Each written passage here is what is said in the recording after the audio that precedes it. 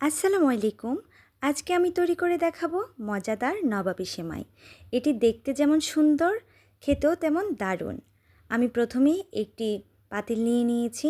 দিয়ে দিব এখানে 1 লিটারের মতো গরুর দুধ।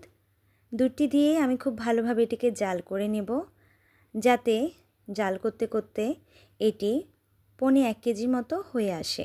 অপেক্ষা করছি। প্রায় পৌনে 1 কেজি করে নিয়েছি। এরপর আমি এখানে একটি প্যানে দিয়ে দিচ্ছি পরিমাণ মতো ঘি। ঘিটি গরম হয়ে এলেই আমি এখানে দিয়ে দেব কিশমিশ। কিশমিশ দিয়ে আমি খুব ভালোভাবে নেড়ে চেড়ে নিব। কিশমিশটা ভাজা ভাজা হয়ে আসলে আমি এখানে দিয়ে দেব লাচ্চা সেমাই। এখানে আমি বনফুলের লাচ্চা সেমাইটি ইউজ করছি। সেমাইটি দিয়ে দেওয়ার পর আমি খুব ভালোভাবে নেড়ে চেড়ে নিব। খুব ভালোভাবে এটাকে নাড়তে হবে যাতে কোথাও দলাট না পাকিয়ে থাকে। খুব ভালোভাবে ভাজা ভাজা করে নিতে হবে এটিকে। দিয়ে দিয়েছি আমি এখানে কিছুটা পরিমাণে লবণ, তারপর দিয়ে দিয়েছি স্বাদমতো চিনি। তারপর খুব ভালোভাবে নাড়িয়ে নিয়েছি। তারপর খুব ভালোভাবে এটিকে ভাজতে হবে। ভাজি হয়ে গিয়েছে আমার। আমি যে দুধটি জাল দিয়ে রেখেছিলাম সেটি এখন এখানে নিয়ে নিয়েছি। দিয়ে দিচ্ছি কিছুটা পরিমাণে চিনি। দিয়ে দিব কিছুটা পরিমাণের গুঁড়ো দুধ। খুব ভালোভাবে নাড়িয়ে নিতে হবে যাতে দুধটা এখানে দলাট না পাকিয়ে থাকে। তারপর এখানে দিয়ে দিচ্ছি কাস্টার্ড পাউডার। আমি এখানে প্রায় 3 টেবিল চামচের মতো কাস্টার্ড পাউডার দিয়ে দিয়েছি। তারপর এটিকে খুব ভালোভাবে নাড়িয়ে চাড়িয়ে একটি থিকনেসে নিয়ে আসতে হবে।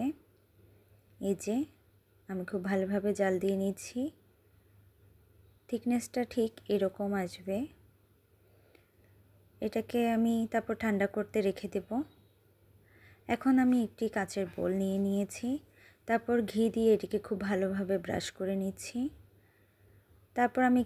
তারপর আমি এখানে দিয়ে দিচ্ছি ভেজে রাখা সেমাইগুলো। 1 লেয়ার এখানে দিয়ে দিচ্ছি, খুব ভালোভাবে বিছিয়ে নিচ্ছি আমি এগুলোকে। তারপর আমি এখানে দিয়ে দিব দুধের সেই মিশ্রণটি। এটিকেও আমি খুব ভালোভাবে এখানে বিছিয়ে নেব। এই যে খুব ভালোভাবে বিছিয়ে নিয়েছি। এরপর আমি আবার দিয়ে দিব ভেজে রাখা সেমাই। সেমাইটাকে আবার খুব ভালোভাবে বিছিয়ে দিয়েছি। এখন আমি এখানে দিয়ে দেব কিছুটা পরিমাণের গুঁড়ো দুধ। গুঁড়ো দুধটিকে আমি খুব ভালোভাবে এখানে বিছিয়ে দিয়েছি।